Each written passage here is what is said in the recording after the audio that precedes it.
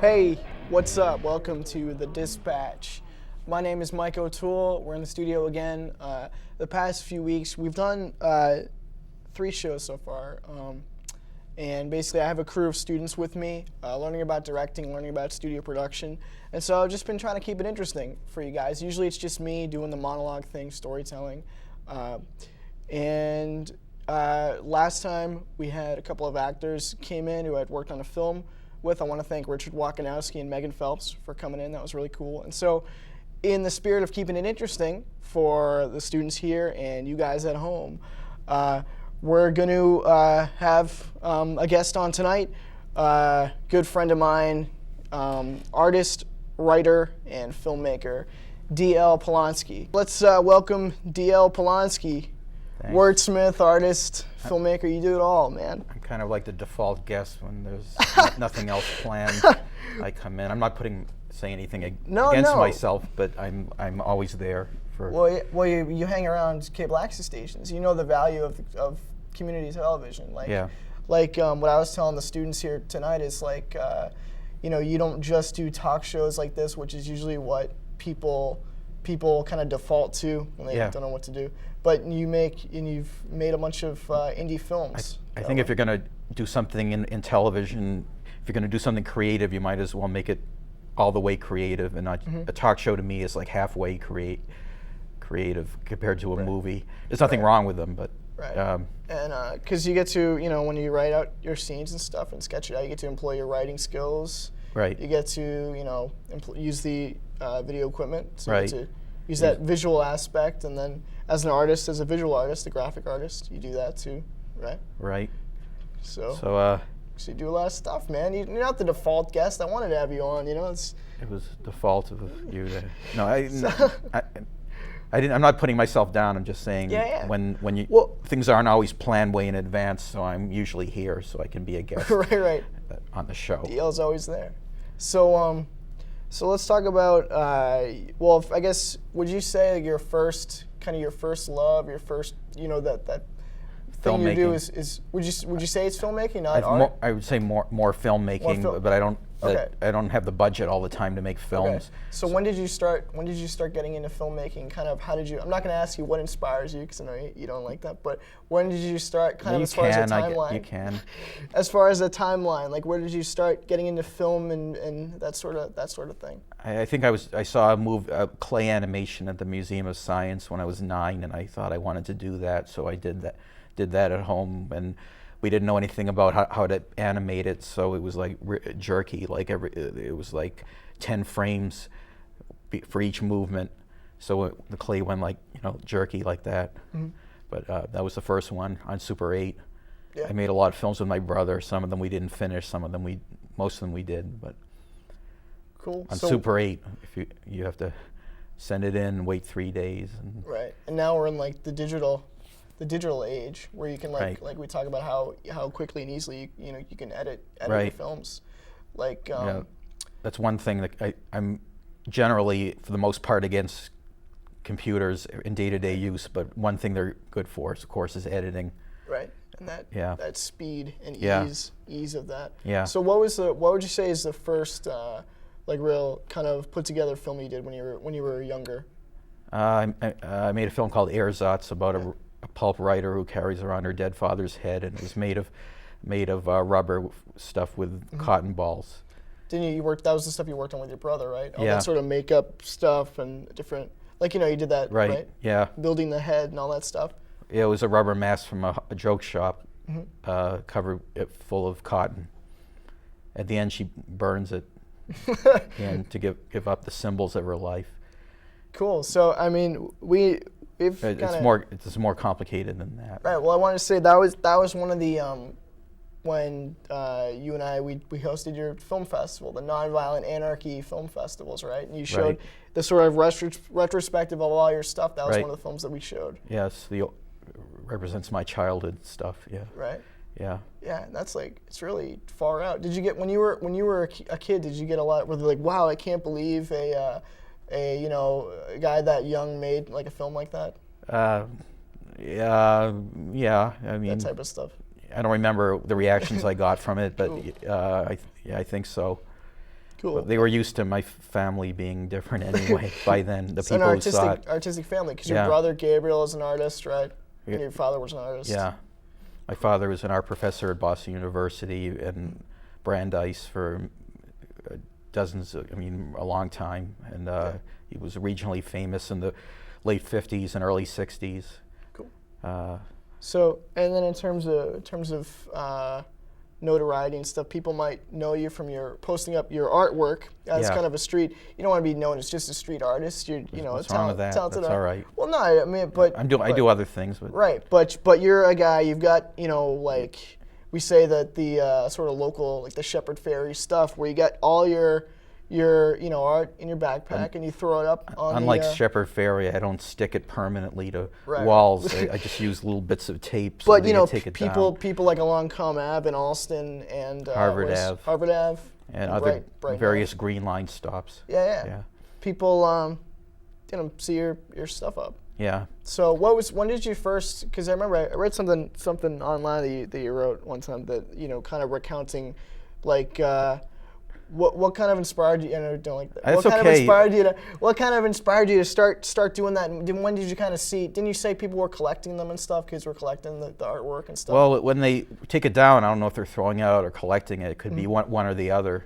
So I don't know whether they'd be happy about it. Did you get? Were people Some people, contacting you, or they just sort of? Mostly at the beginning, but people on I've gotten some jobs from it. Not all of them are great. Some they try to pay you what little they can get away with, but I have to expect that, But I mean, I think it's cool that you're taking this actual interesting artwork and throwing it up there rather than just like graffitiing something or I think it's actually or a lost cat flyer or whatever. Just, and it'll stay up there for a while. So sometimes it's all random. Sometimes it does. Sometimes it doesn't. And now you have your website up there, dlpolonsky.com, right? Yeah. So they see the website and your contact info on the artwork, and they can kind of get a hold of you, right? Yeah. So I think we should probably talk about the most current thing, I guess, like you say, how you're really into filmmaking now. Did you want to talk about what you're working on now, or because we're I've been working on a film for the last year about sort of about the recession. That's one of the plots about a lumber salesman who finds coins during the recession, and also there's a subplot about a guy who murders his boss who's sleeping with his ex-wife. I know it sounds cliched, but I'm trying to do it in an uncliched kind of way. With your own bent on My it, own bent, on things. very bent. Yeah. So I would say, like, how did you kind of find out about cable access? It's kind of apropos because we're in a cable access class. In '95, someone asked me if I wanted to do shows about people in the mental health system at a place called Elliott House, where I was a member, and I didn't know anything about editing, so I spent $1,000 having it edited in a professional place. I didn't know if it would turn into some big national thing or not, and it just went on the air, and I did other shows there. Wasn't it it was like a documentary on people with mental illness, kind of their problems and stuff? Yeah. Kind of a confessional booth type of a thing? Or? Yeah, it was kind of irreverent. Yeah. Cool. So, and then you just started, and then when the stations went all digital, you started getting into, it's so much easier now with non-linear editing and stuff that's when you started to Yeah, I know Final. I edited Final Cut myself. I edit a lot of my stuff myself, my movies. Cool. On Final Cut. And you can see that stuff on. You showed on Cambridge Cable, and we're showing it here. Yeah. We're in the BATV studio right now. So. What else should we talk about? Well, what else do you want to talk about? I mean, we're hanging out. It's another experiment with the class, so you can talk about whatever you want, man. What do you want to? Can I just make an observation? Yeah. Why does Dunkin' Donuts, when I go into Dunkin' Donuts, they have places to sit but no plates or tables? 5 minutes? Seconds? 10? Okay. I don't want to just promote myself. I want to make some kind of a statement. Because as a wordsmith, you have those great one-liners and stuff. You try to. Are you into the social change? When you kind of observe those things, because you want to see those things change, like how you say that you don't like the ubiquity of cell phones and stuff. Yeah. But I don't want to be defined by things I don't like or something. Right. I don't. I think digital technology is more bad than good. Mm-hmm. I think it's taking people, alienating people, and pulling them apart more than bringing them together, depending on how they use it. You say you don't. You're not, when you create something like a picture, you're not necessarily like inspired by something. You kind of just want to keep doing it, like an ability, like you say. But are you trying to say something? I want to make some kind of a mark in the world, and I'm just worried that people think the answer is egotistical if I say that I want to make a mark in the world. Well, no, there's that too. Just say, look, I've created this, I've produced this. But then are you also trying to say something, make a commentary, like you say, you don't like, why is the world like this? Are you trying to say that with your in your art, in your films, and that stuff? Yeah, I think so. I think the world is very screwed up, and I'm trying to show it in my artwork. Yeah. So it's like a double whammy. Then you've created something, but you're also communicating with it. It's communication medium. Right. That's what I think cable access is. A lot of the time I did political cartoons for money because I had a lot of work in the Boston Herald, and I'm trying to put up things that have a point to them, like a concept now, not just political figures standing there with no point to it. Mm-hmm. So either they're cartoons with a concept, or they're surreal pictures that I do for myself. Well, what do you think is a more effective communication medium? The art, the one picture that, oh my God, look at, or the moving picture in the film? I think film, generally, unless you can do the art in some kind of innovative way. Because it's a little more literal, you think? It's easier it has two senses, the sight and sound, and it's obvious. So it's a little more like in your face for people who might be a little more passive, you mean? It's more like, it has more to it in general than obviously than filmmaking. Mm-hmm. Than art, than painting or drawing. But sometimes like the kind of simplicity of like one image can but sometimes I can't. So there's that's why you do both. Yeah. Is that one of the reasons? Well, I just do these things because I'm able to do them. Right. People think I'm able to do them. Mm-hmm.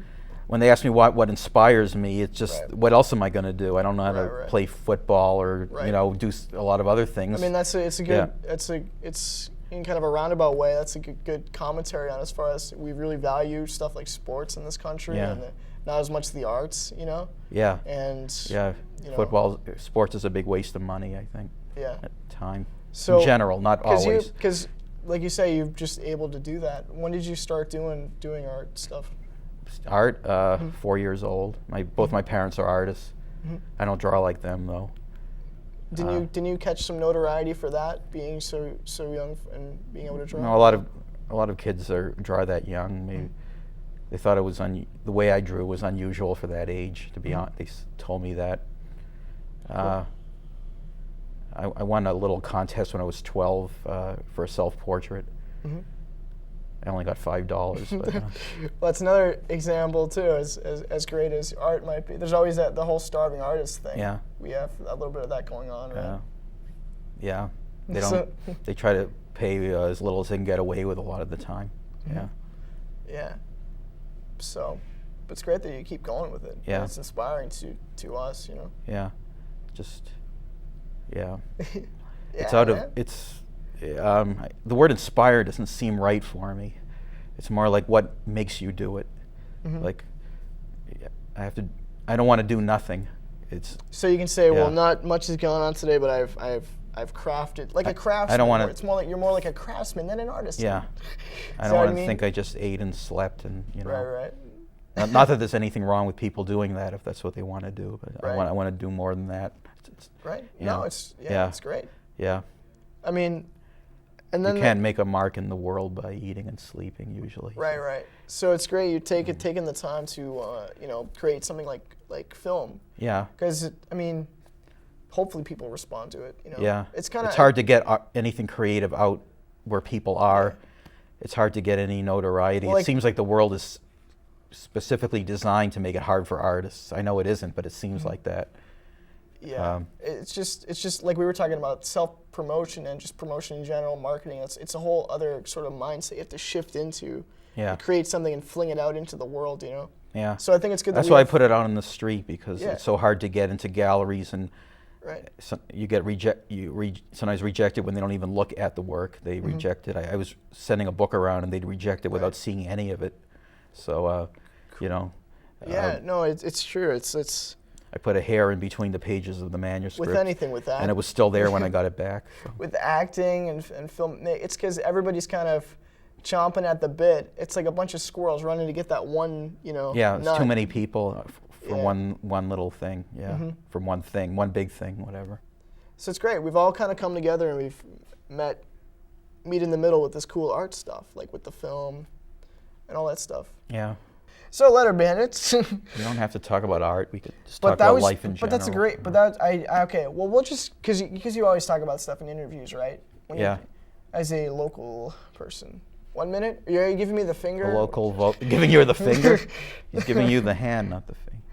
We're giving you a hand, not the finger. I believe I requested the hand job. Thank you.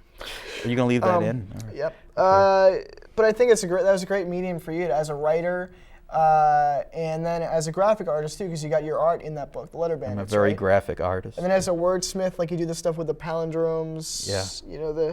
Yeah, like Naomi won a Toyota, now I moan is the same backwards. It reads the same backwards and forwards. Like when I read those, I start at the front, left to right. Deep in a can I peed.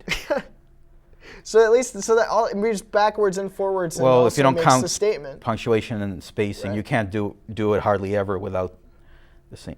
Okay, so We're always on the verge of it winding up.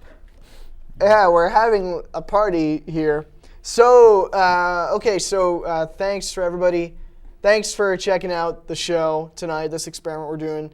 Come to Brookline Cable Access, or come to Needham Access, or Cambridge, or wherever you live, and come and check it out. Come patronize us. Just Don't come be on patronizing, down, but, and learn about production and all that stuff. I like your fingernails. The art. Thanks, they wore off. All right, thank you guys.